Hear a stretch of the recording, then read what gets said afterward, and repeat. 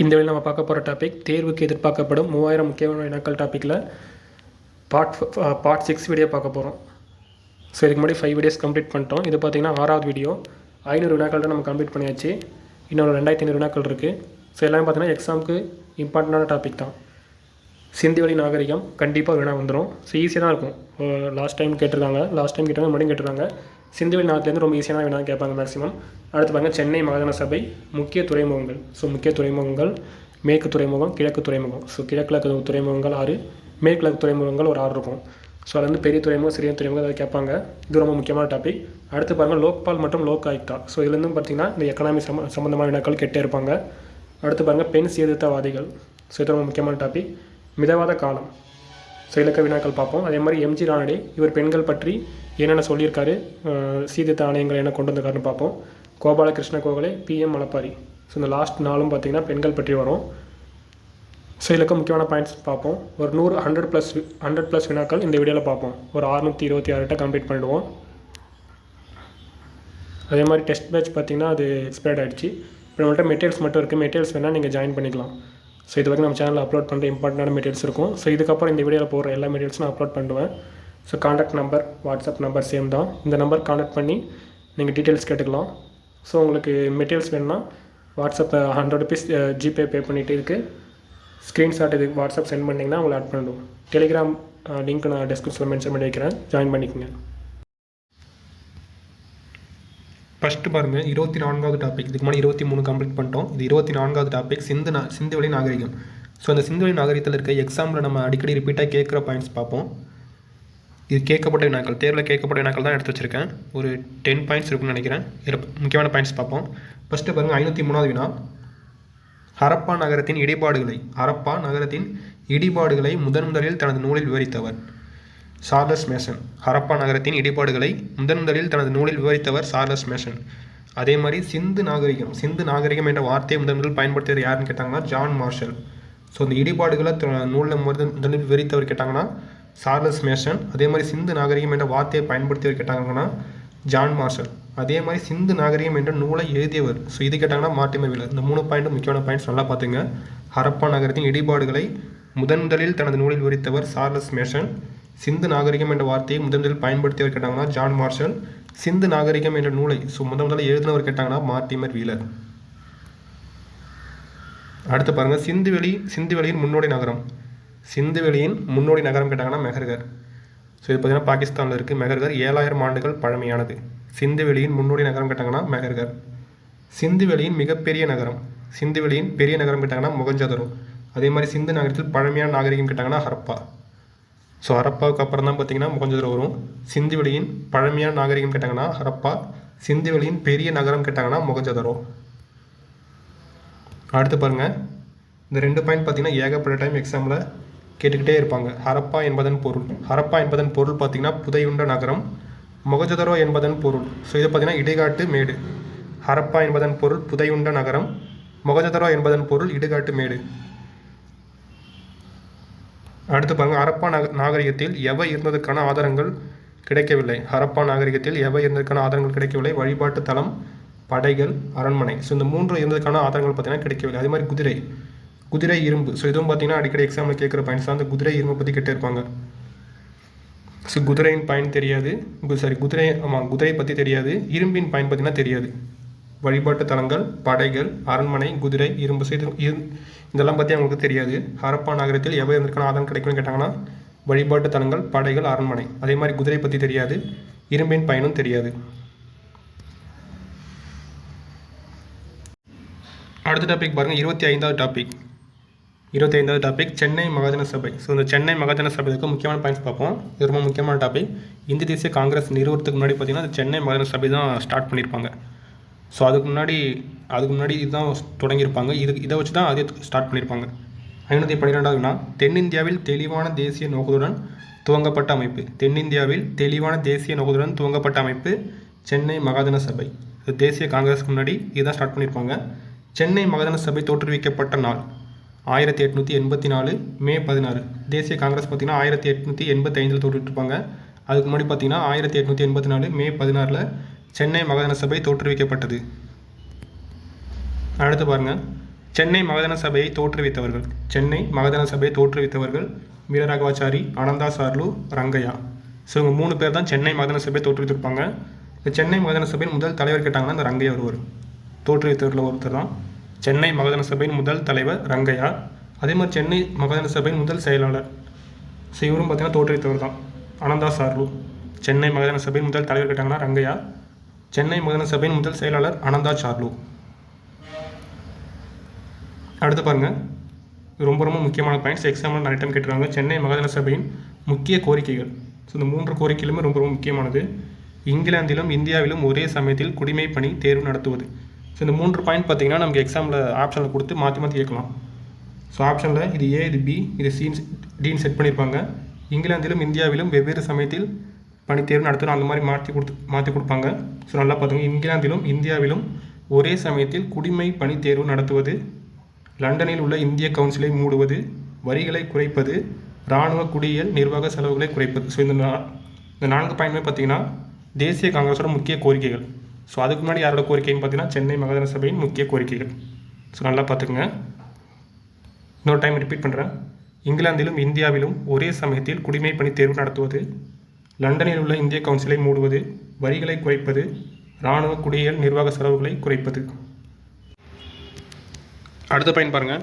சென்னை மகாஜன சபையின் கோரிக்கைகள் பின்னர் யாருடைய முக்கிய கோரிக்கைகளாக மாறியது? சென்னை மகாஜன சபையின் கோரிக்கைகள் பின்னர் யாருடைய கோரிக்கைகளாக மாறியது? இந்திய தேசிய காங்கிரஸின் கோரிக்கைகளாக மாறியது. இந்திய தேசிய காங்கிரஸ் நிறுவப்பட்ட ஆண்டு. இந்திய தேசிய காங்கிரஸ் நிறுவப்பட்டது 1885ஆம் ஆண்டு. அடுத்து பாருங்கள், எம்ஜி ரானடே மற்றும் பிஎம் மலபாரி பற்றி பார்ப்போம். இவங்களை பற்றி கேட்குற முக்கியமான பாயிண்ட்ஸ் பார்ப்போம். 520வது நாள். பம்பாயில் பெண்கள் முன்னேற்றத்திற்கான இயக்கத்தை நடத்தியவர்கள். பம்பாயில் பெண்கள் முன்னேற்றத்திற்கான இயக்கத்தை நடத்தியவர்கள் எம்ஜி ரானடே மற்றும் பிஎம் மலபாரி. பம்பாயில் கேட்டாங்கன்னா எம்ஜி ரானடே மற்றும் பிஎம் மலபாரி பெண்கள் முன்னேற்றத்திற்கான இயக்கத்தை நடத்தியவர்கள். அடுத்து பாருங்க, ரானடே விதவை மறுமண சங்கத்தில் இணைந்த ஆண்டு. ரானடே விதவை மறுமண சங்கத்தில் இணைந்த ஆண்டு 1869. இந்திய தேசிய சமூக மாநாட்டை நடத்தியவர். இந்திய தேசிய சமூக மாநாட்டை நடத்தியவர் கேட்டாங்கன்னா எம்ஜி ரானடே.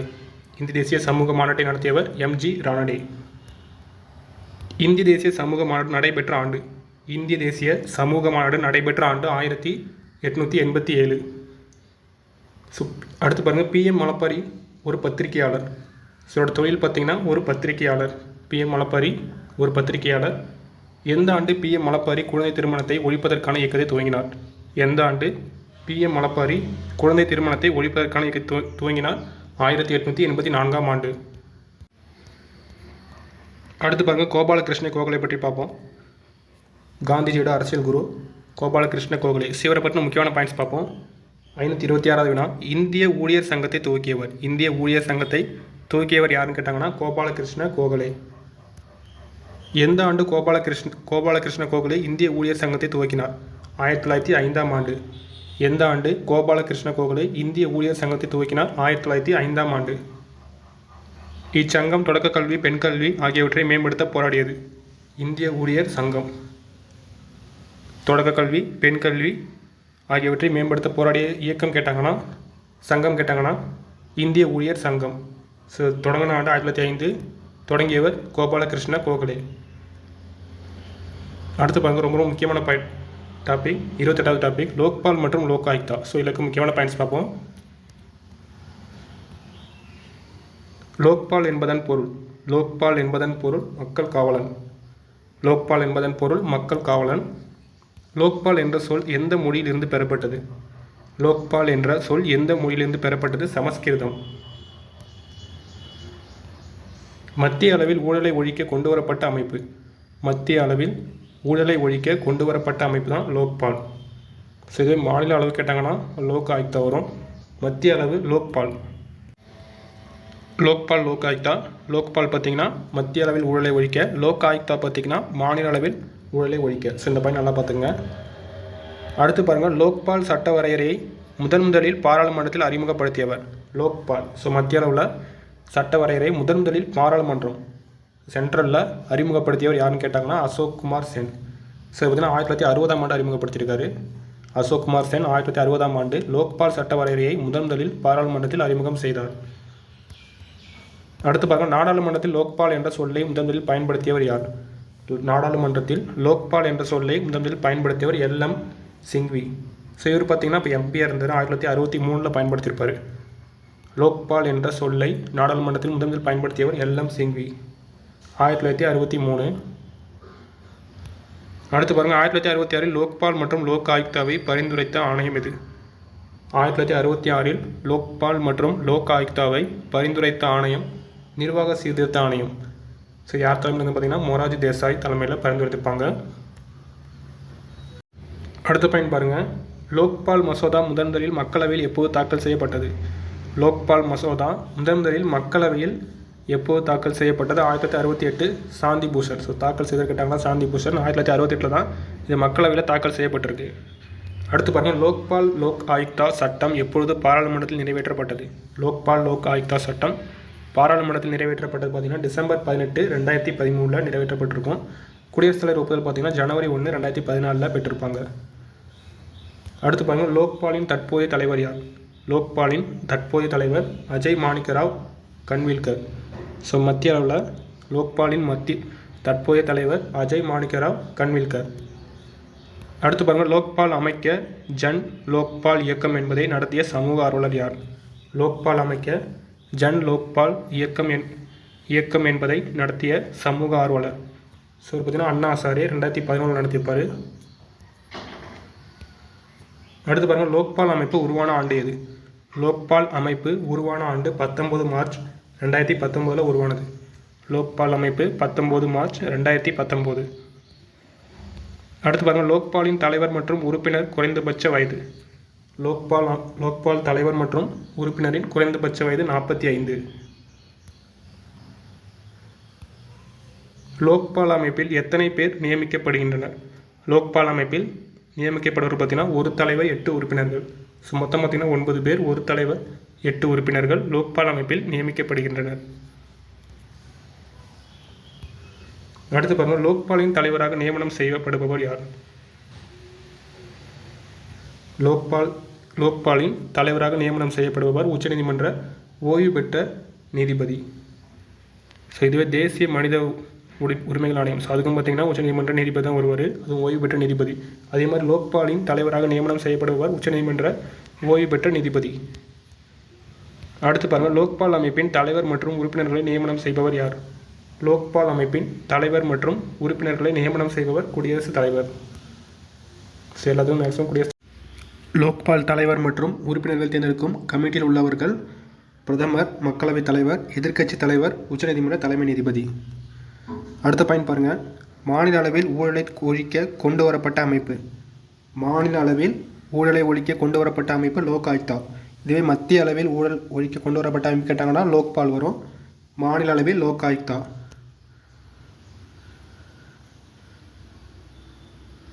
மாநிலங்களை பொறுத்தவரை முதலமைச்சர் மற்றும் MLAக்கள் மற்றும் மாநில அரசு அதிகாரிகளை விசாரிக்கும் அமைப்பு லோக் ஆயுக்தா. மாநிலங்களை பொறுத்தவரை முதலமைச்சர், MLAக்கள், மாநில அரசு அதிகாரிகளை விசாரிக்கும் அமைப்பு லோக் ஆயுக்தா. அடுத்து பாருங்கள், லோக்பால் அமைப்பால் நடத்தப்படும் விசாரணை மற்றும் தண்டனை எத்தனை நாட்களுக்கு முடிக்கப்பட வேண்டும்? லோக்பால் அமைப்பால் நடத்தப்படும் விசாரணை மற்றும் தண்டனை எத்தனை நாட்களுக்குள் முடிக்கப்பட வேண்டும்? அதிகபட்சம் பார்த்தீங்கன்னா 2 வருடங்களுக்குள் முடிக்கப்பட வேண்டும். எந்த இரு ஊழல் தடுப்பு அமைப்புகளுடன் லோக்பால் தொடர்புடையது அல்ல? CVC மற்றும் CBI. எந்த இரு ஊழல் தடுப்பு அமைப்புகளுடன் லோக்பால் தொடர்புடையது அல்ல? CVC மற்றும் CBI. ஊழலுக்கு எதிராக குரல் கொடுக்கும் அல்லது சாட்சி கூறும் நபர்களை பாதுகாக்கும் பொறுப்பு யாரிடம் உள்ளது? ஸோ இது பார்த்தீங்கன்னா லோக்பாலிடம் உள்ளது. ஊழலுக்கு எதிராக குரல் கொடுக்கும் அல்லது சாட்சி கூறும் நபர்களை பாதுகாக்கும் பொறுப்பு பார்த்திங்கன்னா லோக்பால் அமைப்பிடம் உள்ளது. அடுத்து பாருங்கள், லோக்பால் எந்த இந்திய சட்டத்தின் அடிப்படையில் நடைமுறைப்படுத்தப்பட்டது? லோக்பால் ஊழல் தடுப்பு சட்டம் 1988 படி நடைமுறைப்படுத்தப்பட்டது. லோக்பால் சட்டம் கேட்டாங்கன்னா ஊழல் தடுப்பு சட்டம் 1988. லோக் ஆயுக்தாவை நடைமுறைப்படுத்திய முதல் மாநிலம். லோக் ஆயுக்தாவை நடைமுறைப்படுத்திய முதல் மாநிலம் மகாராஷ்டிரா, 1921ஆம் ஆண்டு. எந்த மாநில அரசின் லோக் ஆயுக்தா வலிமை வாய்ந்ததாக கருதப்படுகிறது? எந்த மாநில அரசின் லோக் ஆயுக்தா வலிமை வாய்ந்ததாக கருதப்படுகிறது? கர்நாடகா. அதே மாதிரி எந்த அரசின் லோக் ஆயுக்தா வலிமையற்றதாக காணப்படுகிறதுன்னு கேட்டாங்கன்னா மகாராஷ்டிரா. ஸோ மகாராஷ்டிரா தான் பார்த்தீங்கன்னா 1921 ஸ்டார்டிங் கொண்டு வந்திருப்பாங்க. ஸோ அங்கே வலிமையற்றதாக காணப்படுது. தமிழ்நாட்டின் லோக் ஆயுக்தாவின் தலைவர். தமிழ்நாட்டின் லோக் ஆயுக்தா தலைவர் ராஜமாணிக்கம்.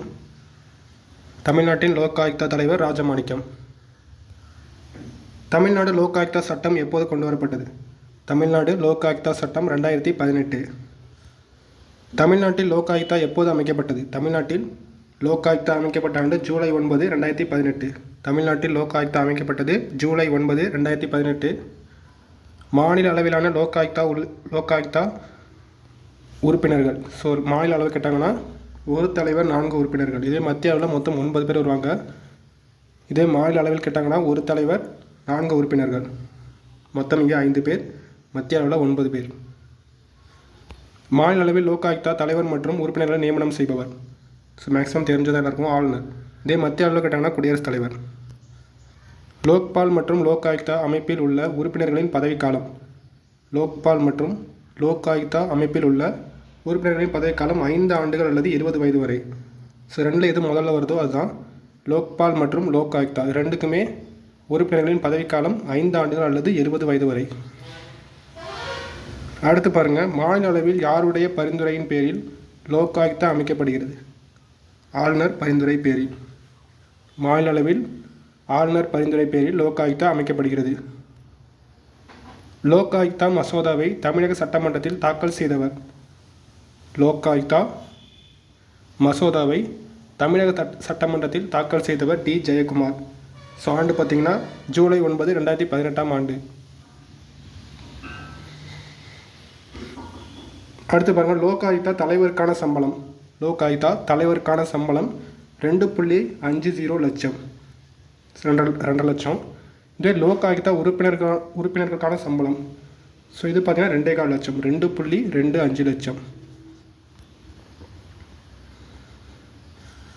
அடுத்து பாருங்கள், 29வது டாபிக் பெண் சீர்திருத்தவாதிகள். ஸோ இதில் முக்கியமான பாயிண்ட்ஸ் பார்ப்போம்.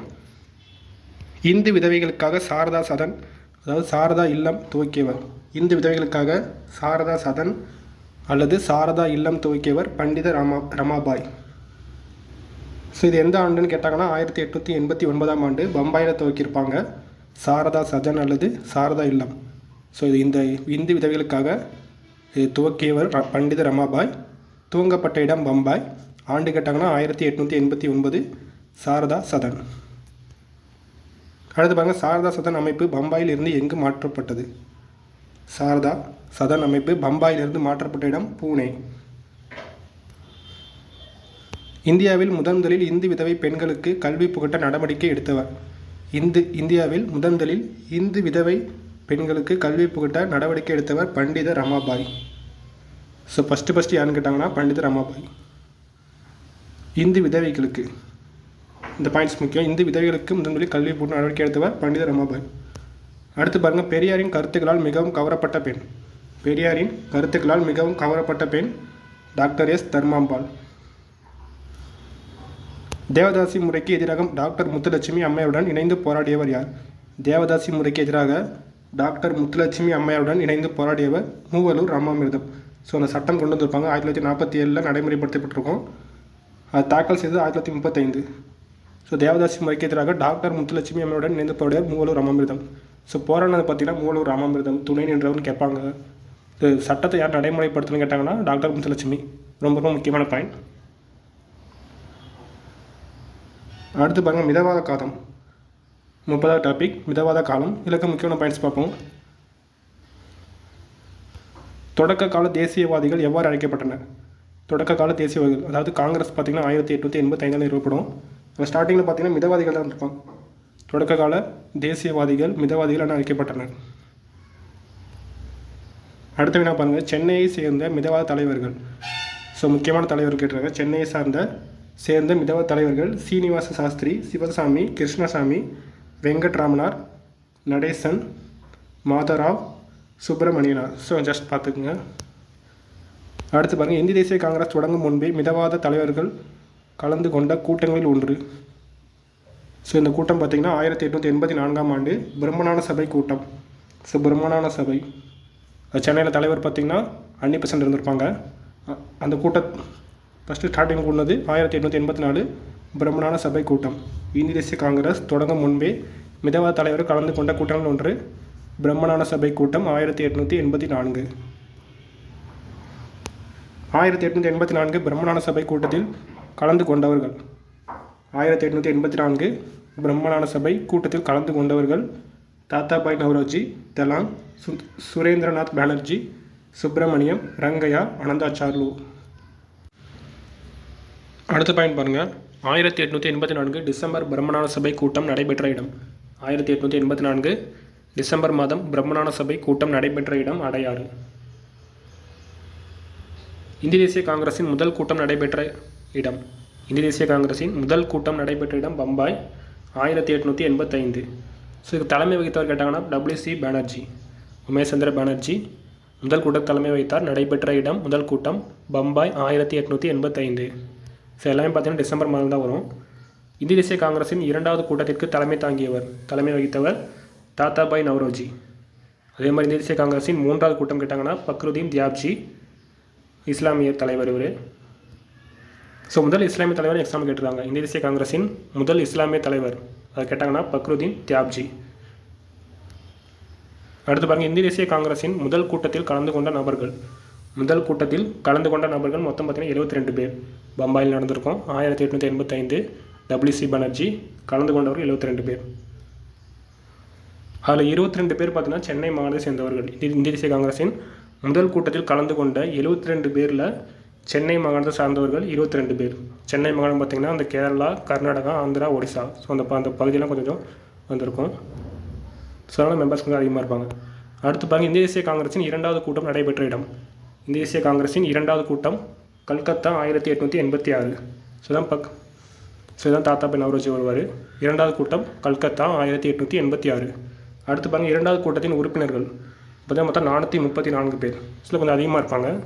இரண்டாவது கூட்டத்தின் உறுப்பினர்கள் 434. அடுத்து பாருங்கள், இந்திய தேசிய காங்கிரஸின் இரண்டாவது மாநாட்டின் தலைவர் தாத்தாபாய் நவ்ரோஜி. இந்திய தேசிய காங்கிரஸின் மூன்றாவது மாநாடு, ஸோ இது நடைபெற்ற இடம் பார்த்திங்கன்னா சென்னையில் நடந்திருக்கும். இந்திய தேசிய காங்கிரஸின் மூன்றாவது மாநாடு சென்னையில் நடந்திருக்கும். சென்னையில் உள்ள 1000 விளக்கு மக்கீஸ் தோட்டம், ஸோ அந்த பகுதியில் நடந்திருக்கும். இந்திய தேசிய காங்கிரஸின் மூன்றாவது மாநாட்டின் தலைவர் பக்ருதீன் தியாப்ஜி, ஸோ ஆல்ரெடி பார்த்துக்கணும். அடுத்து பாருங்கள், இந்திய தேசிய காங்கிரஸின் மூன்றாவது கூட்டத்தில் கலந்து கொண்ட நபர்கள். ஸோ மொத்தம் பார்த்திங்கன்னா 607 பேர். சென்னையில் நடந்த மாநாட்டில் 607 பேர் பார்த்திங்கன்னா கலந்துருப்பாங்க. அதில் 322 பேர் பார்த்திங்கன்னா சென்னை மாகாணத்தை சேர்ந்தவர்கள். ஸோ பாதிக்கு மேலே இந்திய தேசிய காங்கிரஸின் மூன்றாவது கூட்டத்தில் கலந்து கொண்ட 607 பேரில் 322 பேர் சென்னை மாகாணத்தை சார்ந்தவர்கள்.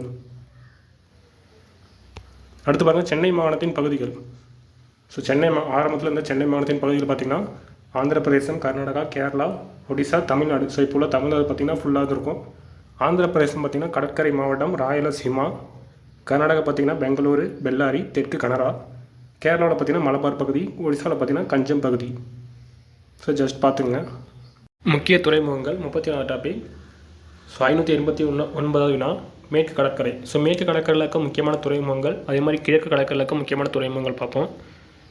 மேற்கு கடற்கரை பாருங்கள். இதில் பார்த்திங்கன்னா காண்ட்லா, நவசேவா, மும்பை, மர்மகோவா, மங்களூர், கொச்சி.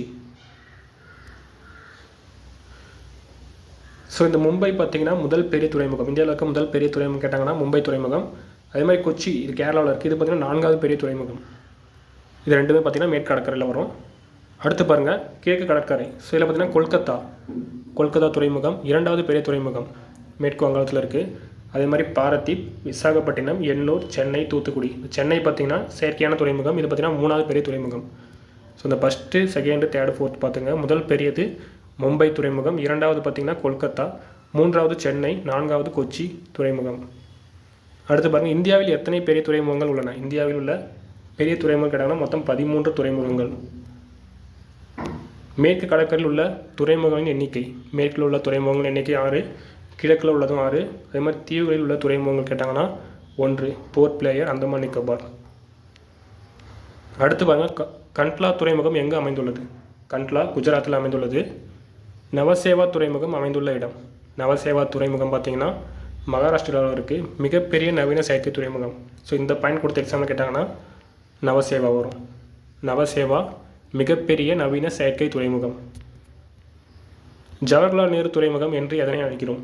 ஜவஹர்லால் நேரு துறைமுகம் என்று நவசேவா துறைமுகத்தை அழைக்கிறோம்.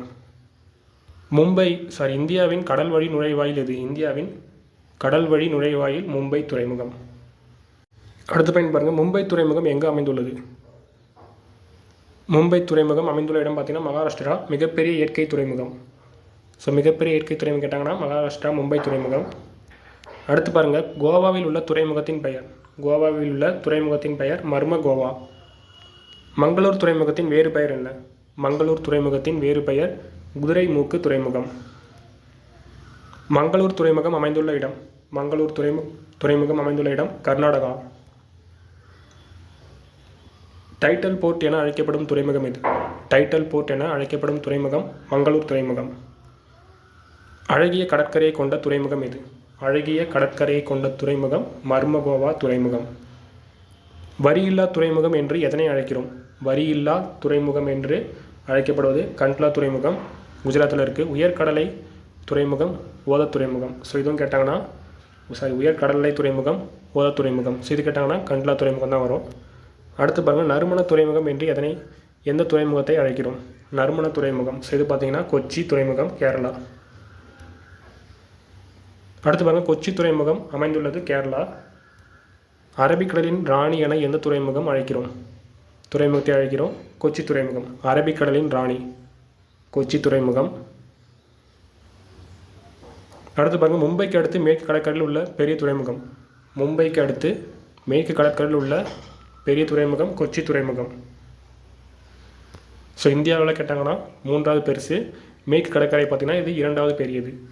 அடுத்து பாருங்கள், தமிழ்நாட்டின் கடல் வழி நுழைவாயில் எங்கு அமைந்துள்ளது? தமிழ்நாட்டின் கடல் வழி நுழைவாயில் அது பார்த்திங்கன்னா தூத்துக்குடி. ஆழமற்ற பெரிய துறைமுகம் கேட்டாங்கனாலும் தூத்துக்குடி. தமிழ்நாட்டின் கடல் வழி நுழைவாயில் தூத்துக்குடி. முத்து குளித்தல் நடைபெறும் துறைமுகம். முத்து குளித்தல் நடைபெறும் துறைமுகம் தூத்துக்குடி துறைமுகம். தூத்துக்குடி துறைமுகத்தின் வேறு பெயர் கொட்கை. பாண்டியர்களோட துறைமுகம் கொட்கை. தூத்துக்குடி துறைமுகத்தின் வேறு பெயர் கேட்டாலும் கொட்கை. அடுத்து பாருங்கள், தமிழ்நாட்டின் பழமையான துறைமுகம். தமிழ்நாட்டின் பழமையான துறைமுகம் தூத்துக்குடி துறைமுகம். அடுத்து பாருங்கள், எந்த ஆண்டு தூத்துக்குடி துறைமுகம் பெரிய துறைமுகமாக அறிவிக்கப்பட்டது? எந்த ஆண்டு தூத்துக்குடி துறைமுகம் பெரிய துறைமுகமாக அழைக்கப்பட்டது? 1974ஆம் ஆண்டு. தூத்துக்குடி துறைமுகம் பெரிய துறைமுகமாக அறிவிக்கப்பட்ட ஆண்டு 1974ஆம் ஆண்டு. அடுத்து பாருங்கள், வஉசி துறைமுகம் எந்த துறைமுகத்தை வஉசி துறைமுகம் என்று எந்த துறைமுகத்தை அழைக்கிறோம்? இது பார்த்திங்கன்னா தூத்துக்குடி துறைமுகம். வஉசி துறைமுகம். ஸோ அந்த தூத்துக்குடியிலேருந்து அவர் பார்த்திங்கன்னா கொழும்பு வரைக்கும் அந்த வணிக கப்பலை ஓட்டியிருப்பார்.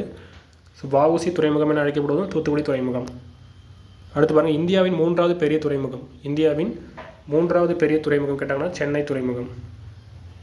இந்தியாவின் 3வது பெரிய துறைமுகம். 3வது பெரிய துறைமுகம் சென்னை துறைமுகம். இந்தியாவின் 3வது பெரிய துறைமுகம் சென்னை. தென்னிந்தியாவின் நுழைவாயில் இது பார்த்திங்கன்னா செயற்கை துறைமுகம். தென்னிந்தியாவின் நுழைவாயில் கேட்டாலும் சென்னை. அதே மாதிரி செயற்கை துறைமுகம் கேட்டாலும் அதாவது தமிழ்நாட்டில் செயற்கை துறைமுகம். ஸோ இது பார்த்திங்கன்னா சென்னை துறைமுகம்.